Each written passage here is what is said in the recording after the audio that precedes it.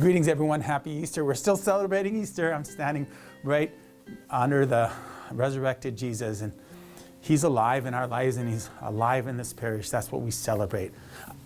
I am very excited about the renovation project that Bishop Fola and the Diocesan Building Committee approved for St. Charles. I've seen before how a renovation of a building can also be a rejuvenation or rebuilding of the faith.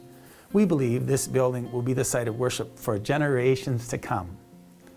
Our St. Charles Council, in concert with the diocese, in December 2019, entered into a process for the renovation of the rectory. The people that built St. Charles Rectory and Church in 1967 used high-quality materials. As an example, the builders used 38 solid wood doors, and the floor is quite simply a bomb shelter in the rectory. They spent just under $400,000, which would be over $3 million in today's money. Our forebears built with quality and sacrificed. We have great bones to work with, and now is our time to continue investing into our future church home. We have optimism for our church to bloom long into the future. We do, however, need to water it. The design of the rectory was for a different time, with 4 apartments, one for the pastor, the associate or parochial vicar, the housekeeper, and the bishop or guest. We have very different times today. While exploring the rectory renovation, other needs became apparent, including updates to the heating and cooling system, electrical, and asbestos removal. The importance of hospitality, essential in all of our lives, became a clear need that especially stood out. The space between the rectory and the church, an area that is a falling hazard because of ice buildup in the winter time, would become a warm and welcoming addition to this church. This space will have a bigger entry to accommodate weddings and funerals, a casket, guest books, and guests. It would also alleviate the congestion entering through the west entry. The new entrance would also be in the southeast, where many currently enter now. It is more pleasant to enter our church from that direction than walking up the long sidewalk on the west, especially in the winter months. This new space would also have a family room or hospitality room that would allow for gatherings that are more intimate, like bridal and baby showers, family gatherings at funerals or weddings. When entering, parishioners and visitors alike will clearly see the business manager's office with the pastor's office next to it. The restrooms will be larger and handicapped accessible.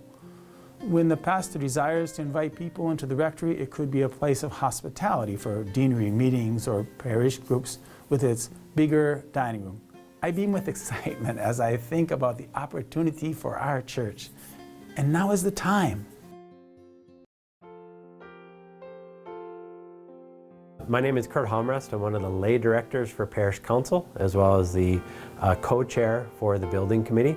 And I'm here today standing in the space that is the narthex that will remain largely intact, but coming from looking to my south here is actually would become new space that would occupy the men's and women's restrooms. And so as we enter into the rectory, we would actually be walking into the new restroom space, starting with the women's restroom on the west side, men's restroom on your left or the east side of that. And this wall here would be the end of where that women's restroom would be. So starting in this area facing towards the east. As we work our way this way, where the existing kitchen is today, this is original to 1967 when the complex was built. And so you see the cabinetry very solid, but original to about 50 years ago. In this region is where the men's restroom would end, and on the other side of that would then be the workroom or the conference room that would be just outside of that family gathering room.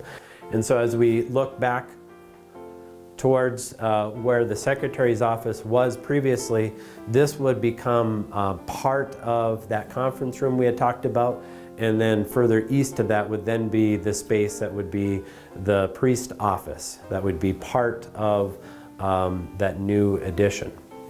Where we're standing now is actually in the living room of the rectory. This would actually be an open floor plan with the kitchen and living room. Nice area for gatherings, very intimate gatherings for the priest to be able to host dinners, to be able to be cooking in the kitchen and still entertain the guests appropriately. And so part of this, the first northern part of this region would be the kitchen.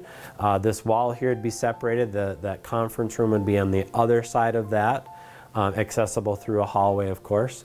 And then, as you can tell, the living room would get a much needed facelift as well. And as we continue to walk, we're walking towards the west, towards the apartment part of the complex. And as you can tell now, it's broken up very choppy into different rooms here. Both of these bedroom spaces would be part of a guest living space, so a bedroom here and a bedroom that would be much smaller that currently occupies this office space that's in here. In this region, in the southwest part of the rectory would be Father's work study room that would be in this region here, and off to the east would then be Father's actual living or bedroom. There is more good news. The diocese has used an estate to create the Omerding Incentive Fund. Our parish would be eligible for a 10% match on all new funds given for this project. On top of that, I am so excited that as your pastor, I'm making a pledge of a 5% match on new money given up to $1 million. St. Charles would receive 15% on new monies given up to $1 million. Each dollar is worth 115 cents. There is no better time than now to take advantage of these unique match opportunities. I hope you will pray about supporting this project. I do thank the building committee and all who make an effort to keep St. Charles an active, thriving church home. Jesus gave himself for us. May we give ourselves for him and the hopes he has for our world, and in particular our parish of St. Charles Borromeo and his hopes for the people of this area. Thank you for your attention and consideration.